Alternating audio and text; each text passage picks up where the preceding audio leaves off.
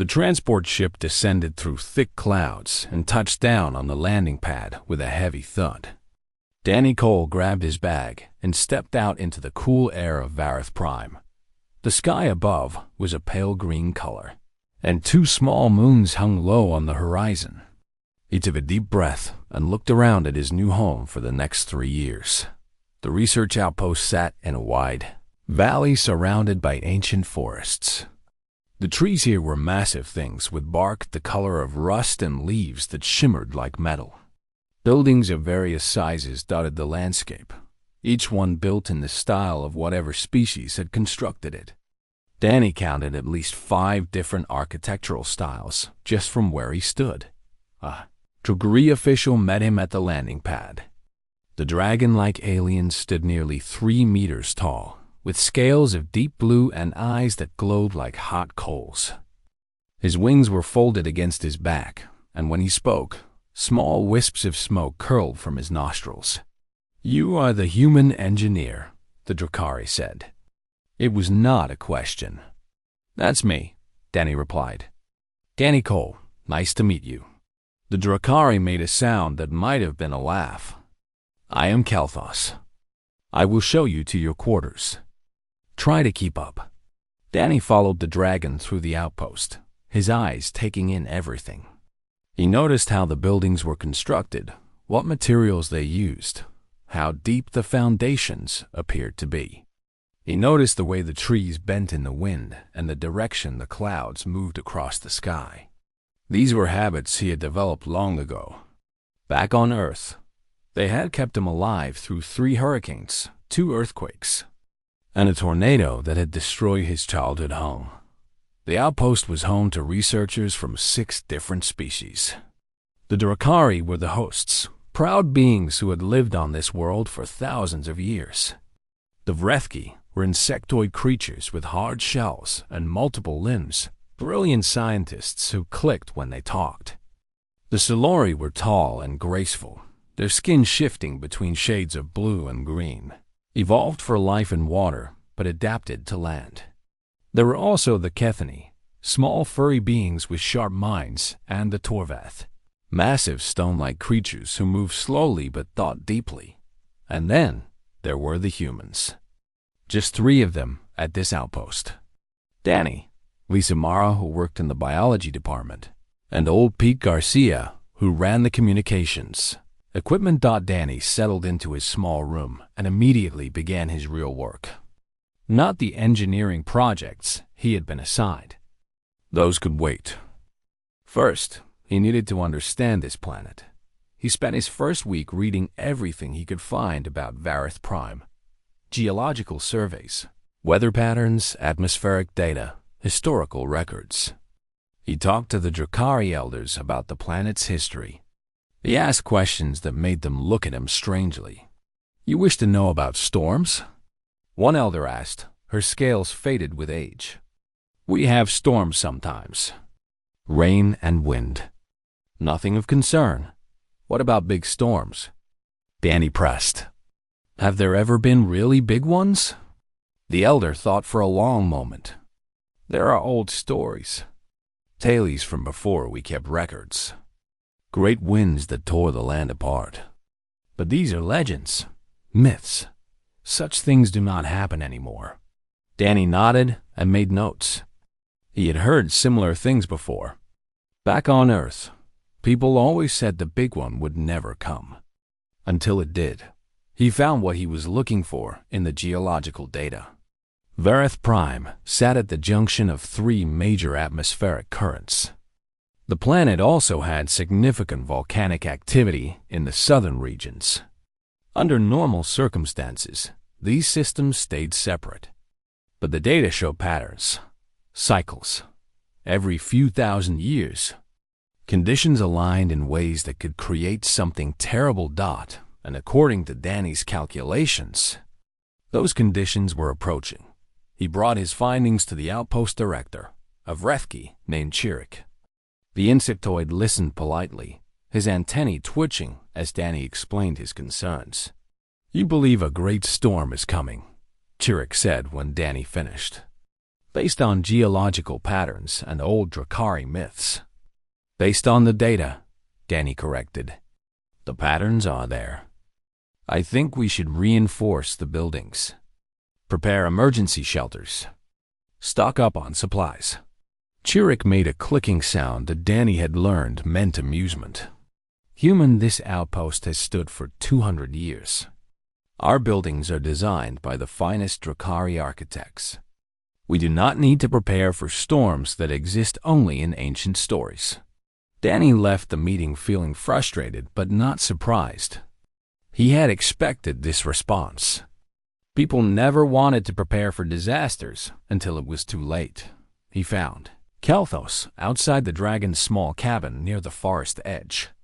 The structure was simple by Drakari standards, built of local wood and stone, with large windows and a thatched roof. It was beautiful in its own way, a perfect blend of nature and construction. It would not survive a serious storm. Kelthos, Danny said, approaching carefully. The Drakari could be proud creatures, easily offended. I have a request. The dragon looked down at him with those glowing eyes. Speak, human. I want to reinforce your cabin. Strengthen the walls, add supports, install storm shutters. I'll do all the work myself. I just need your permission. Kelthos was quiet for a long moment. Smoke curled from his nostrils as he thought. Why my cabin? Because it's in a good location, Danny said. The hill behind it will block wind from the north. The trees here are old and deep-rooted. And because you're the only one who might actually listen to me. The dragon made that sound again, the one that might have been a laugh. You are strange, human, but you are honest. Very well. Do as you wish with my small home. I am curious to see what you will build. Word spread quickly through the outpost. The human engineer was reinforcing a Drakari cabin against storms that did not exist. The other species found this extremely funny. Danny heard them laughing as he hauled the first load of materials to Kelthos's cabin. He heard them making jokes about the paranoid human and his foolish project. He heard them wondering aloud why humans were so afraid of everything. He ignored them all and got to work. The storm was coming. Danny could feel it in his bones, the same way he had felt the hurricane coming when he was 12 years old. The same way he had known to leave his house 30 minutes before the earthquake hit. Humans had not survived on Earth by being careless. They had survived by paying attention, by preparing for the worst, by building when others laughed. Danny picked up his tools and began to dig the first foundation post. Above him, the pale green sky was calm and clear. But somewhere out there, beyond the horizon, the winds were gathering. He had work to do. Danny woke before dawn every morning and worked on the cabin until the sun went down. His regular engineering duties took up part of each day, but every free moment went into his project. His muscles ached. His hands grew rough with calluses. But he did not stop. The first thing he did was dig deep holes for new foundation supports. The original cabin sat on simple stone blocks, good enough for normal conditions, but useless against serious wind. Danny went down 2 meters into the hard soil, hitting rock in several places. He filled each hole with concrete he had mixed himself, then set heavy metal posts into the wet mixture. The Vrethki researcher Chirrut walked by one afternoon while Danny was waist-deep in a hole, covered in dirt and sweat. The insectoid's antennae twitched with amusement. Tell me, human, Chirrut called down. Are you building a cabin or burying one? Danny wiped his face and looked up. Foundations matter. A building is only as strong as what holds it to the ground. Fascinating, Chirrut said in a way that made clear he did not find it fascinating at all. On my world, we build our structures light and flexible. When strong winds come, they bend rather than break. That works for some things, Danny agreed. Not for everything. Chirrut clicked his mandibles. You humans are so rigid. in your thinking and in your building. Perhaps that is why you are such a young species. You have not learned to adapt." The insectoid walked away, still clicking with laughter. Danny watched him go, then returned to his digging. He did not have time to argue. He had too much work to do. Lisa Morrow found him later that evening, sitting outside the cabin and eating a simple meal from a container.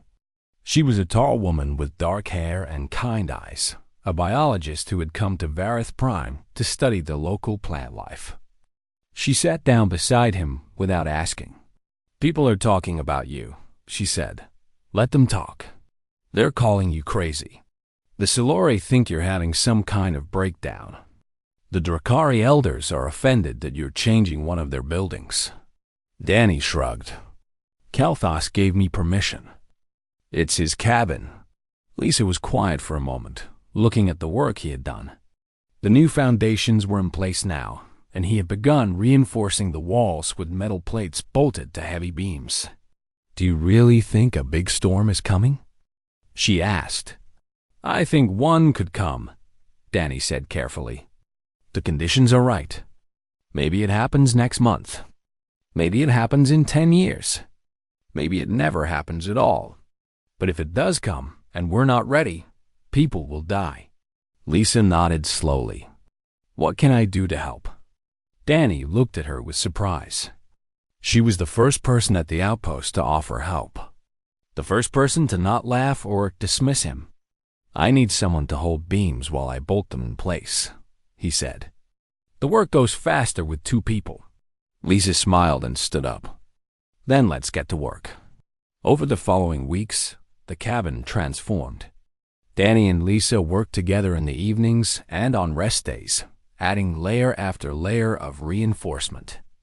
They installed heavy storm shutters on every window, made of metal plates that could be bolted closed from the inside. They sealed every gap in the walls where wind might find a way through. They strengthened the roof with crossbeams and added anchor cables that connected to the deep foundations. The other species watched with a mixture of amusement and concern. The Silori diplomat Vena stopped by one day, her blue-green skin shimmering in the sunlight. "I do not wish to be rude," Vena said in her musical voice, "but I feel I must ask. Is this behavior normal for humans?" Danny was on the roof at the time, checking the anchor points for the cables. "Pretty normal, yes. On my world, we live in harmony with nature," Vena explained. "We flow with the water rather than fighting against it. This approach you take, this building of walls and barriers, it seems very aggressive." "We do that too," Danny said. "We swim with the current when we can. But when a tsunami is coming, swimming doesn't help much. You need high ground and strong walls." Vena tilted her head in that way the Silori did when they were confused. "What is a tsunami?" Danny climbed down from the roof and looked at her. "A giant wave. They happen on Earth sometimes. They can be 30 meters high, moving faster than you can run. They wash away entire cities." The Silori's skin paled to a lighter shade of blue. "That sounds terrible." "It is," Danny agreed. "That's why we build. That's why we prepare. Because on Earth, nature doesn't care if you're in harmony with it or not.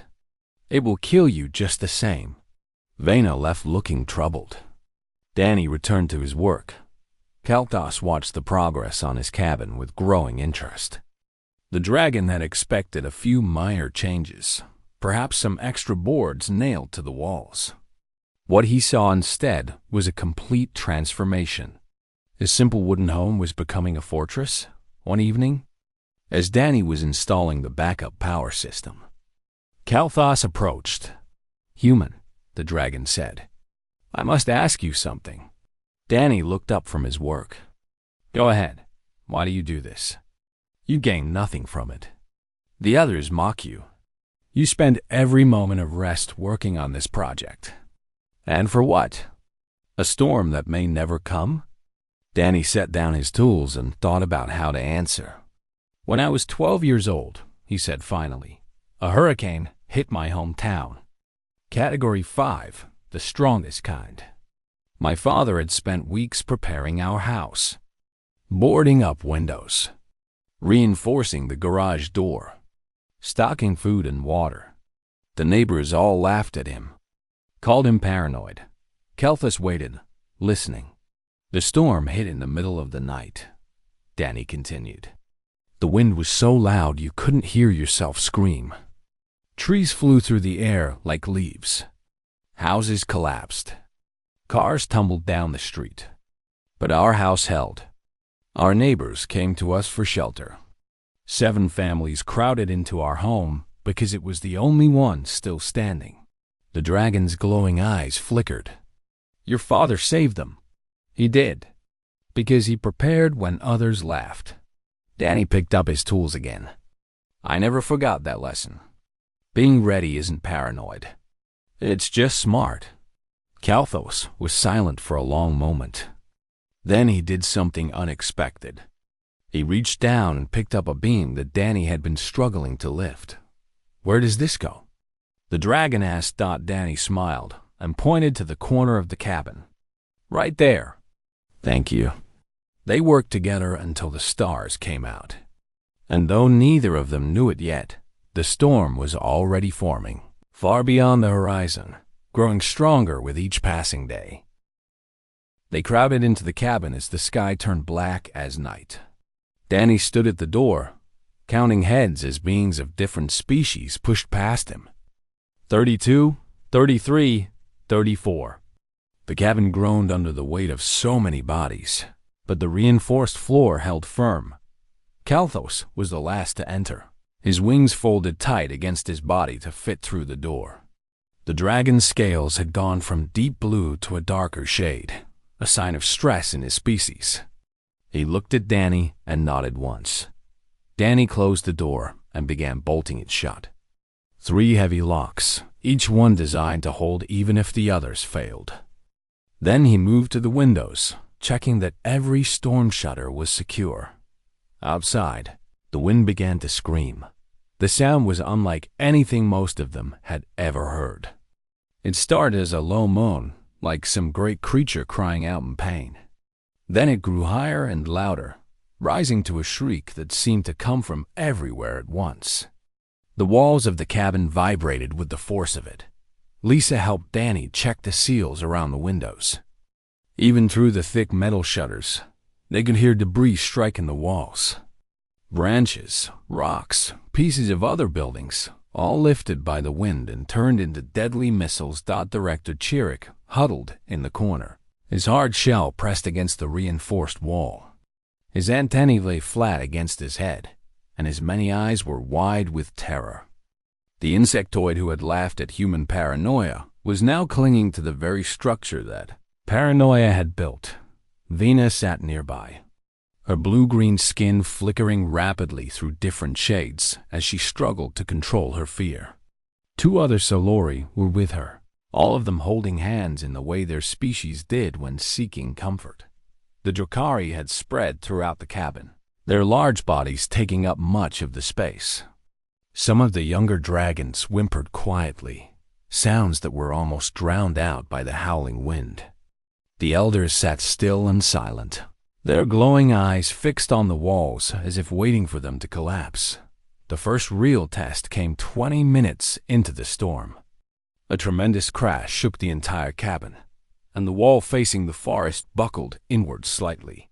Several beings screamed. Danny grabbed a flashlight and examined the damage. A tree, he announced. A big one hit the wall. The outer boards are cracked, but the metal reinforcement is holding. We're okay. For now, Chirik clicked. But how long can this structure survive such punishment? Danny looked at the insectoid. Longer than anything else in this settlement. That's all that matters. The hours passed like years. The storm showed no sign of weakening.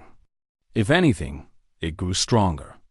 The wind speeds outside must have been beyond anything the planet had seen in thousands of years. The cabin shook and groaned and creaked, but it did not break. 3 hours in, the main power grid failed. The lights went out, plunging the cabin into darkness. Panic spread quickly, beings crying out and pushing against each other in the blackness.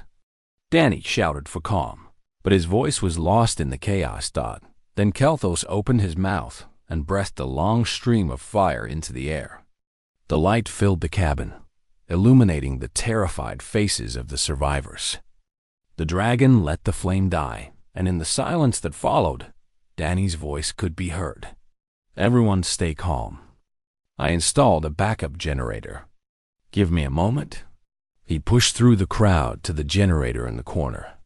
His hands found the switches in the darkness, familiar from all the hours he had spent setting it up. A moment later, the generator hummed to life, and dim lights flickered on throughout the cabin. The backup will last 12 hours, Danny said. That should be enough. Lisa found him in the crowd and grabbed his hand.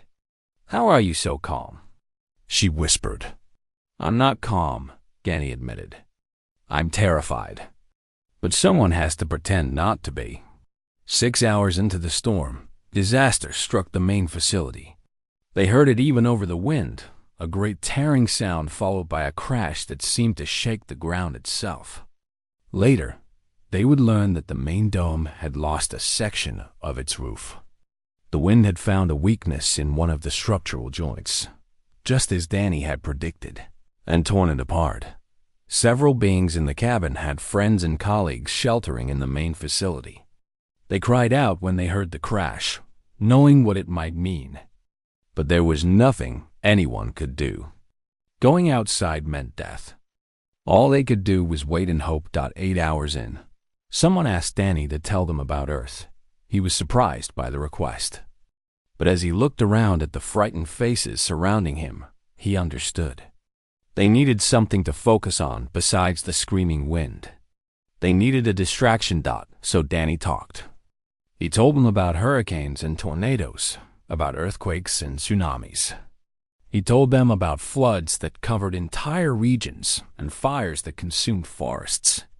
He told them about humans who had faced these disasters and survived, who had rebuilt and grown stronger. Your world is terrible, Chirrut said when Danny paused. It was not said with mockery this time. It is, Danny agreed. But it made us who we are. We learned that nature doesn't care about us. It doesn't hate us or love us. It just is. So we learned to protect ourselves. We learned to build strong and prepare for the worst. We learned to survive. The cabin shook as another gust of wind struck it. But the walls held. Perhaps, Vena said quietly, we have something to learn from your terrible world. 12 hours after the storm began, the wind started to die. Slowly at first, then more noticeably. The screaming dropped to a howl, then to a moan, then to something that almost sounded like normal weather. 16 hours after it began, the storm passed. Danny unbolted the door and opened it carefully. Gray light spilled into the cabin. Cool, wet air rushed in. And the survivors of Vareth Prime's worst storm in recorded history took their first breaths of the new day. Danny stepped outside and looked around at what remained of the outpost. The world had changed. The first sign came on a quiet morning, 3 weeks after Danny finished the cabin. He was eating breakfast in the common hall when the lights flickered. Just for a moment, so brief that most people did not notice. But Danny noticed. He always noticed things like that. He went to the weather monitoring station and found old Pete Garcia staring at his screens with a confused expression. Something wrong? Danny asked. Pete scratched his gray beard. Probably nothing. The atmospheric sensors are acting up. Getting some weird readings from the southern stations. What kind of readings? Pressure changes mostly. Temperature fluctuations. The computer says it's just sensor errors, but I've never seen errors look quite like this. Pete shrugged. I'll run a diagnostic. Probably just needs calibration.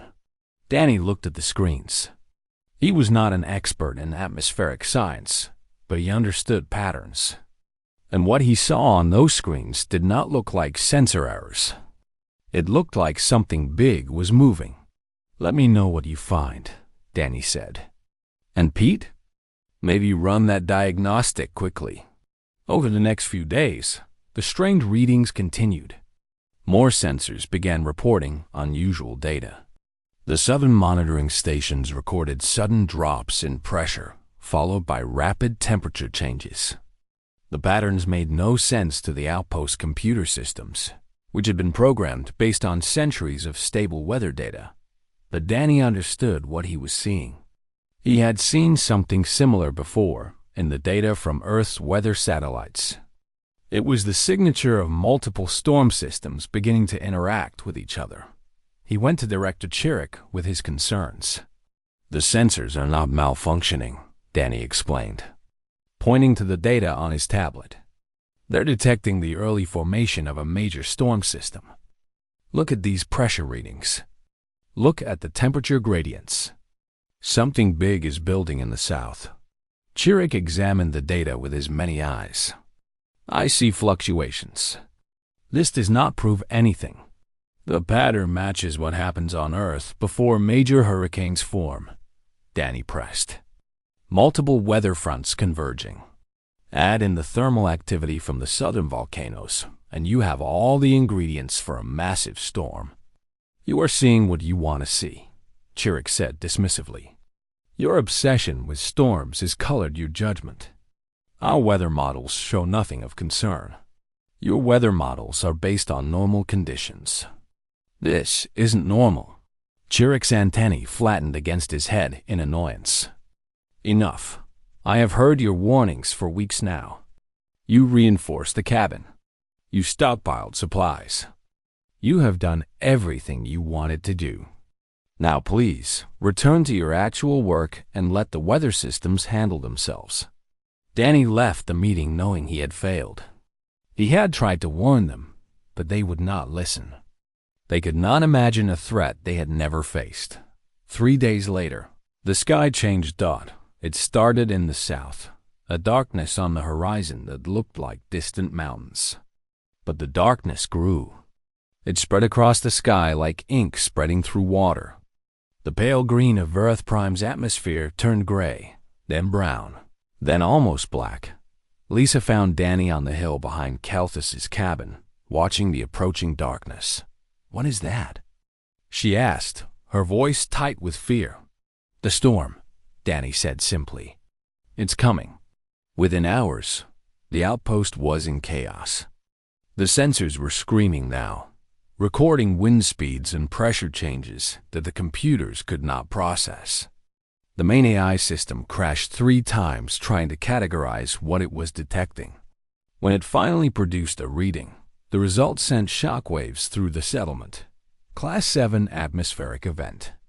The highest category in the theoretical scale.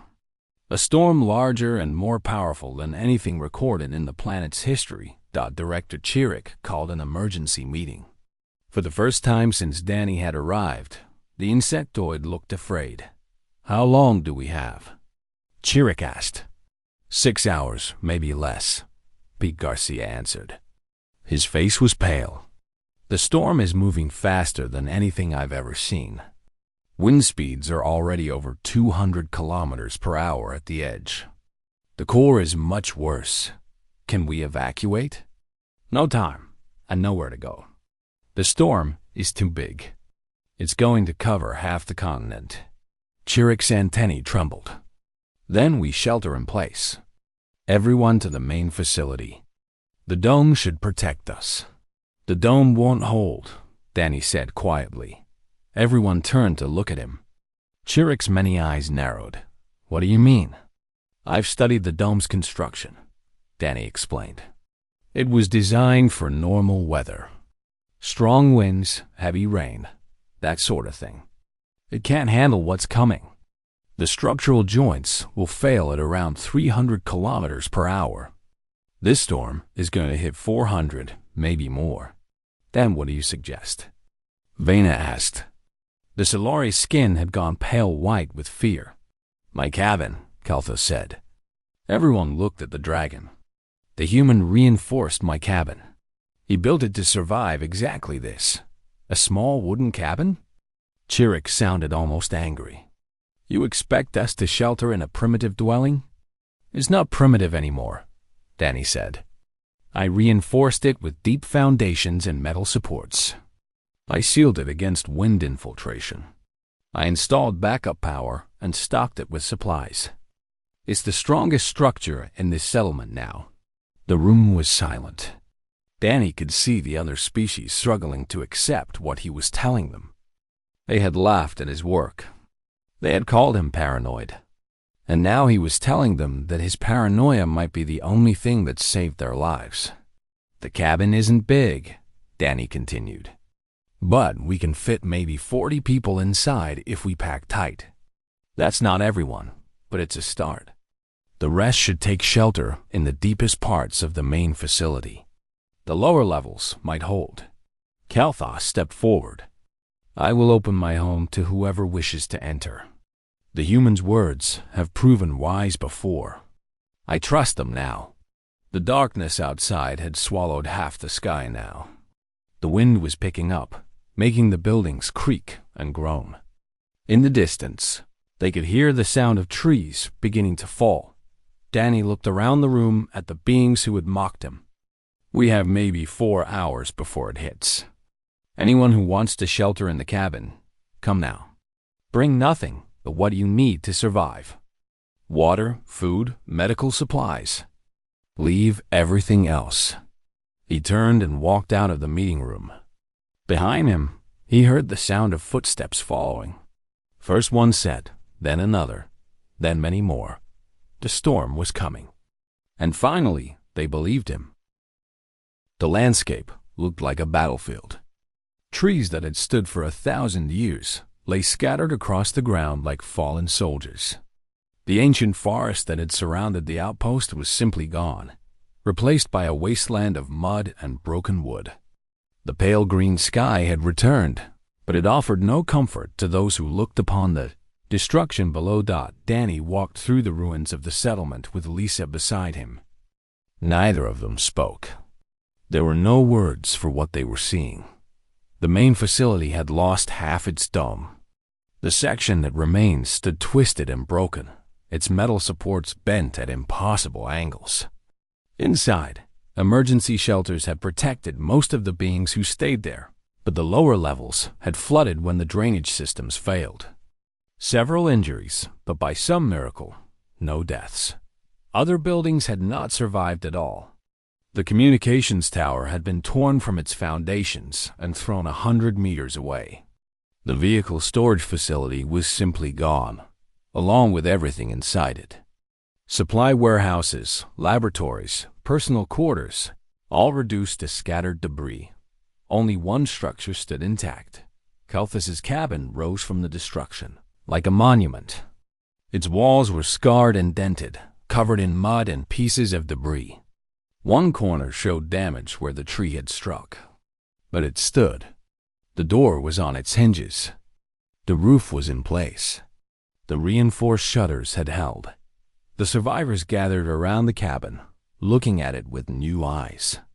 What had seemed like the foolish project of a paranoid human now looked very different. It looked like Salvation. Director Chirrut approached Danny slowly. The insectoid shell was cracked in several places, injuries from debris that had entered the main facility after the roof failed. He moved carefully, obviously in pain, but he walked straight to where Danny stood. I owe you an apology, Chirrut said. His voice was quiet, lacking its usual confident click. I dismissed your warnings. I called your work foolish. I was wrong. Danny looked at the injured director. He could have said many things. He could have reminded Chirrut of all the times he had been mocked. He could have pointed out that his warnings had been ignored until it was almost too late. But he saw no purpose in such words. You're alive, Danny said simply. That's what matters. Chirrut lowered his head. You are generous. More generous than I deserve. Vena came forward next. The Solari's skin had returned to its normal blue-green, but there was a new depth in her eyes. Something had changed in the way she looked at the human. I said that your building of walls seemed aggressive, she told Danny. I said that my people live in harmony with nature. But I understand now. There are forces that cannot be harmonized with. They can only be survived. We learned that the hard way, Danny replied. Every species does eventually. I'm just glad we could share what we learned. Old Pete Garcia emerged from the cabin, his gray beard wild and his eyes tired but alive. He clasped Danny's shoulder without speaking, communicating more in that simple touch than words could have said. Then Kalthos stepped forward. The great dragon looked down at the human who had transformed his simple home into a fortress. His glowing eyes held something that Danny had not seen before in any Drakari. Respect. True, deep respect. Human, Kalthos said formally, you have saved many lives this day. My home, which you strengthened with your own hands, sheltered those who mocked you. You could have let your warnings go unheeded. You could have prepared only for yourself. But you did not. Danny shook his head. That's not how humans work. When disaster comes, we help each other. That's how we survive. Kalthos placed his large clawed hand on Danny's shoulder, a gesture of deep significance in Drakari culture. Then perhaps we should all learn to work as humans do. In the days that followed, the outpost began to rebuild. It was slow work, made harder by the loss of equipment and supplies. But the survivors worked together in ways they never had before. Species that had kept to themselves now labored side by side. Old divisions seemed smaller in the face of what they had shared, though Danny found himself constantly busy. Everyone wanted his advice on reinforcing their new structures. Everyone wanted to know how humans built on their dangerous world. He answered their questions patiently, showing them techniques that seemed obvious to him but were revelations to species who had never faced such threats. Lisa worked beside him, helping to design emergency shelters and backup systems. Old Pete set up a new weather monitoring network, this time calibrated to detect the early signs of severe storms. The Drakari elders began recording everything Danny told them, adding human survival knowledge to their ancient libraries. One evening, as the first new buildings began to take shape, Kalthos found Danny sitting alone on the hill behind the cabin. The human was watching the sunset, his face thoughtful. You are troubled, the dragon observed, settling his massive body onto the ground nearby. Just thinking, Danny said. About home. About how many storms my people have faced. How many times we've had to rebuild. It sounds exhausting. Danny smiled slightly. It is, but it's also who we are. We get knocked down, and we get back up. We lose everything, and we start again. We've been doing it for thousands of years. Kalthos was quiet for a moment. On my world, we always believed that strength came from power, from fire and scale and claw. But I have learned something from you, human. True strength is not in what you can destroy. It is in what you can survive. Danny looked up at the dragon. That might be the nicest thing anyone has ever said about my species. Kalthos made that sound again. The one Danny had learned was Drakari laughter. Do not let it go your head. You are still strange, small creatures. Fair enough. They sat together in comfortable silence as the last light faded from the sky. Somewhere in the settlement, beings were working to rebuild their lives. Somewhere, species that had once laughed at human caution were now learning to embrace it. The storm had shown them something they had never understood before. In a universe full of dangers, preparation was not paranoia. Caution was not cowardice. And the small, soft beings from a harsh and violent world had something valuable to teach. After all, Danny looked at the sky, where the first stars were appearing.